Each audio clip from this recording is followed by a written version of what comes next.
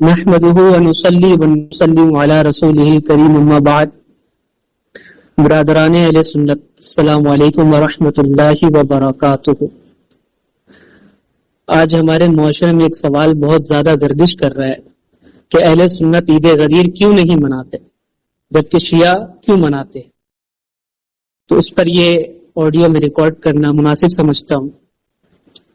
حضرت علی کرم اللہ وجہہ الکریم کے فضائل و مناقب کا انکار وہی شخص کر سکتا ہے جو بدعقیدہ ہو.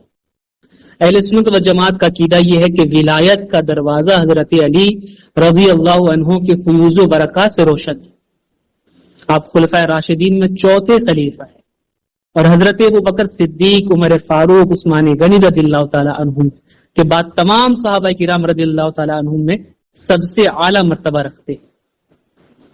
اب سوال یہ ہے کہ عید غدیر شیعہ کیوں مناتے ہیں. تو یہ جان لیجئے کہ شیعہ حضرات 18 ذوالحجہ کو عید غدیر اپنے ایک مخصوص عقیدے کی بنیاد پر مناتے ہیں. ان کا عقیدہ یہ ہے کہ اس دن نبی کریم صلی اللہ تعالی علیہ وسلم نے حضرت علی کرم اللہ وجہہ الکریم کو بلا فصل خلیفہ مقرر فرمایا تھا، یعنی آپ کو پہلا خلیفہ بنایا تھا. اس عقیدے کی بنیاد پر وہ حضرات شیخین کریمین سیدنا ابوبکر صدیق اور سیدنا عمر فاروق رضی اللہ تعالی عنہما نیز سیدنا عثمان غنی رضی اللہ تعالی عنہ کو خلافت کا غاصب قرار دیتے ہیں معاذ اللہ، اور ان کی شان میں گستاخیاں کرتے ہیں. یہ عقیدہ اہل سنت والجماعت کے عقائد کے سراسر خلاف ہے، اس لیے اہل سنت عید غدیر نہیں مناتے. اب اس کو ایک آسان مثال سمجھاتا ہوں. اسے یوں سمجھا جا سکتا ہے کہ ہم حضرت عیسیٰ علیہ السلام کو اولو العزم رسول مانتے ہیں، ان سے محبت رکھتے ہیں، لیکن کرسمس نہیں مناتے. اس کی وجہ یہ ہے کہ عیسائی اس دن اپنے باطل عقیدے کے مطابق حضرت عیسیٰ علیہ السلام کو خدا کا بیٹا مانتے ہیں. لہذا نہ منانا حضرت عیسیٰ علیہ السلام کی شان کے انکار کی وجہ سے نہیں، بلکہ ایک باطل عقیدے سے اجتناب کی وجہ سے. اسی مناسبت سے وہ حدیث پاک یاد آتی ہے جس میں نبی کریم صلی اللہ تعالی وسلم نے حضرت علی رضی اللہ تعالیٰ عنہ کو حضرت عیسیٰ علیہ السلام کے ساتھ ایک خاص مشابہت بیان فرمائی.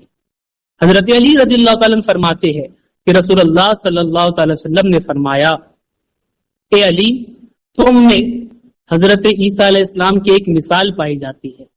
یہود نے ان سے اتنا بغض رکھا کہ ان کی والدہ ماجدہ پر بہتان باندھ دیا، اور نصارہ نے ان سے اتنی محبت کی کہ انہیں اس مقام تک پہنچا دیا جو ان کا مقام نہیں تھا. پھر حضرت علی رضی اللہ تعالیٰ نے فرمایا، خبردار، میرے بارے میں دو قسم کے لوگ ہلاک ہوں گے. ایک حد سے بڑھ جانے والا، محبت کرنے والا جو میری ایسی تعریف کرے گا جو مجھ میں نہیں، اور دوسرا بہتان باندھنے والا، دشمن، جس کا بغض اسے میرے خلاف جھوٹ اور بہتان تراشی پر آمادہ کرے گا. امام حاکم رحمۃ اللہ تعالی علیہ اس روایت کو کہتے ہیں حاذا حدیث صحیح الاسناد ولم یخرجاہ، یعنی یہ حدیث صحیح الاسناد ہے، اگرچہ امام بخاری، امام مسلم نے اس کی روایت نہیں کی. یہ حدیث مستدرک علی صحیحین کی حدیث نمبر 4666 پہ ہے، 66 پر ہے. اس حدیث اہل سنت کا اعتدال پر مبنی عقیدہ واضح ہوتا ہے کہ حضرت علی رضی اللہ تعالیٰ عنہ کی محبت ایمان کا تقاضا ہے، لیکن ان کے شان میں غلو کرنا یا انہیں ان کے حقیقی مقام سے بلند کرنا جائز نہیں، جس طرح ان سے بغض رکھنا بھی گمراہی. اب یاد رکھیے 18 ذوالحج، اصل میں 18 ذوالحج جو ہے یہ یوم شہادت حضرت عثمان غنی ہے. یہ بات بھی قابل غور ہے کہ حضرت 18 ذوالحج کو حضرت عثمان غنی رضی اللہ تعالیٰ عنہ کا یوم شہادت ہے، تو چاہیے کہ اس دن اصالہ ثواب کرے. واقعہ غدیر اور حضرت علی رضی اللہ تعالیٰ عنہ کی فضیلت کے متعلق میں پہلے بیان کر چکا کہ حضرت علی رضی اللہ تعالیٰ عنہ وجہ الکریم کے فضائل و مناقب بے شمار ہے. واقعہ غدیر کے موقع پر نبی کریم صلی اللہ تعالی وسلم نے فرمایا کہ من کنت مولاہ فہذا علی کو مولا. لیکن یہ آگے بیان فرمایا، یہ شیعہ جو ہے بس یہی روایت بیان کرتے ہیں، لیکن اس کے بعد کی جو روایت ہے میں آپ کو بیان کرتا ہوں. اس کے بعد کیا ہوا؟ اس کے بعد حضرت عمر رضی اللہ تعالی، عمر فاروق رضی اللہ تعالیٰ نے جب حضور نے حضرت علی کی ولایت کا اعلان فرمایا تو عمر فاروق رضی اللہ تعالیٰ کہتے ہیں، ہنیئا لکا یا ابن ابی طالب اصبحت و امسیت مولا کل مؤمن مؤمنا، یعنی ترجمہ اس کا یہ ہے کہ مبارک ہو اے ابن ابی طالب، آج سے آپ تمام مومن مردوں اور عورتوں کے مولا ہو گئے۔ یہ روایت فضائل الصحابہ میں حدیث نمبر 1042 میں۔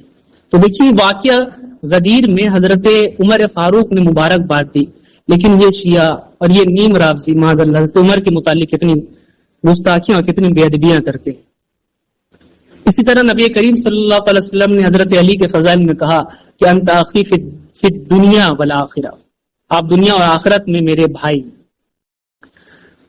غزوہ خیبر کے موقع پر اپنی اور اللہ پاک کی محبت کی سند دیتے ہوئے فرمایا کہ لا اعطین هذه الرقیۃ غدا رجل یفتح اللہ علی یدیہ یحب اللہ ورسولہ یحب اللہ ورسولہ ویحب اللہ ورسولہ، میں کل یہ جھنڈا ایسے شخص کو عطا کروں گا جس کے ہاتھوں اللہ پاک فتح عطا فرمائے گا، وہ اللہ اور اس کے رسول سے محبت کرتا ہے اور اللہ اور اس کے رسول اس سے محبت کرتے ہیں۔ صحیح بخاری کی روایت 3009 نمبر حدیث میں۔ تو اس طرح کی حضرت علی کے فضائل ہے، شیخین کریمین کے فضائل ہے، ہمیں سب کو بیان کرتے، ہم کسی کو چھپاتے نہیں۔ لیکن غدیر کے آڑ پر معاذ اللہ حضرت یہ شیعہ حضرات یہ عقیدہ دینا چاہتے ہیں کہ مولا علی خلیفہ بلا فصل ہے، جو کہ اہل سنت کے عقیدے سے ٹکراتا ہے۔ اس وجہ سے ہم غدیر نہیں مناتے، جس طرح ہم کرسمس نہیں مناتے، کیونکہ اس میں بھی ایک عقیدہ وہ دیتے ہیں کہ معاذ اللہ آج کے دن اللہ کا بیٹا پیدا ہوا، اور ہمارا یہ نظریہ یہ اسلام کے نظریے کے خلاف ہے، کیونکہ اللہ کا کوئی بیٹا نہیں، حضرت عیسیٰ علیہ السلام اللہ کے نبی ہے۔ اسی طرح خلیفہ حضرت علی خلیفہ بلا فصل نہیں بلکہ چوتھے خلیفہ ہے۔ تو اس عقیدے کی تردید کی وجہ سے ہم عید غدیر نہیں مناتے ہیں۔ تمام اہل سنت کے احباب سے گزارش ہے کہ عید غدیر کا بائیکاٹ کیا جائے اور اس میں شریک ہونے سے دوسروں کو بھی روکا جائے۔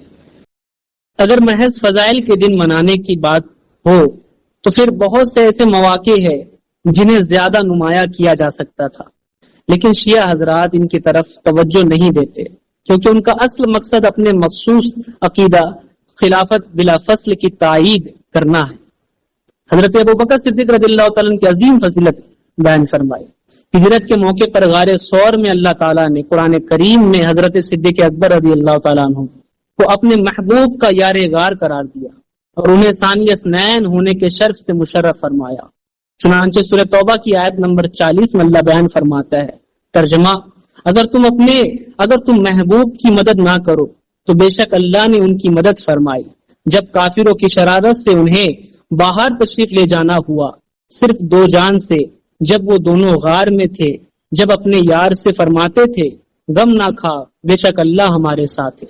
یہ ایسا عظیم شرف ہے جو حضرت ابوبکر صدیق رضی اللہ تعالیٰ عنہ کسی اور صحابی کو حاصل نہیں ہوا۔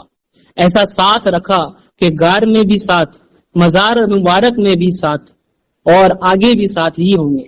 عمر فاروق رضی اللہ تعالیٰ عنہ کی فضیلت نبی پاک نے کچھ یوں بیان فرمائی کہ اگر میرے بعد کوئی نبی ہوتا تو عمر ہوتے۔ جامع ترمذی کی حدیث نمبر 3686۔ آگے حضرت عمر کی فضیلت بیان فرمائی، ترجمہ، قسم ہے اس ذات کی جس کے قبضے قدرت میں میری جان ہے، شیطان جب بھی تمہیں کسی راستے پر چلتے دیکھتا ہے تو وہ دوسرا راستہ اختیار کر لیتا ہے۔ اس صحیح بخاری کی روایت نمبر 3294۔ عثمانی غنی رضی اللہ تعالیٰ کی فضیلت بیان فرمائی۔ صلح حدیبیہ کے موقع پر حضرت عثمان رضی اللہ تعالیٰ عنہ نبی کریم صلی اللہ علیہ وسلم کے سفیر بن کر مکہ مکرمہ گئے ہوئے تھے، اس لیے بیت رضوان میں موجود نہ تھے۔ چنانچہ نبی کریم صلی اللہ علیہ وسلم نے اپنا ایک دست مبارک حضرت عثمان رضی اللہ تعالیٰ عنہ کا ہاتھ قرار دے کر ان کی طرف سے بیعت فرمائی اور فرمایا ہذہ عثمان ابن عفان، کہ یہ عثمان ابن عفان کا ہاتھ ہے۔ یہ ایسی فضیلت ہے جو کسی اور صحابی کو حاصل نہیں ہوا۔ کیا شیعہ یہ دن بھی منائیں گے؟ ہرگز نہیں، کیونکہ یہ ان کے عقائد و نظریات کے سراسر خلاف ہے۔ اہل سنت کا موقف، اہل سنت کا طریقہ یہ ہے کہ وہ تمام صحابہ کرام رضی اللہ تعالی عنہم، بالخصوص خلفائے راشدین اور اہل بیت اطہار کی محبت و تعظیم کو ایمان کا حصہ سمجھتے ہیں، نہ کسی کے حق میں غلو کرتے ہیں، یعنی نہ حد سے بڑھتے ہیں، اور نہ کسی کے شان میں گستاخی، بلکہ اعتدال، انصاف اور محبت کے ساتھ سب کے فضائل کو تسلیم کرتے ہیں۔ خیر، اللہ پاک ہمارے ایمان و عقیدے کی حفاظت فرمائے۔ السلام علیکم ورحمۃ اللہ وبرکاتہ۔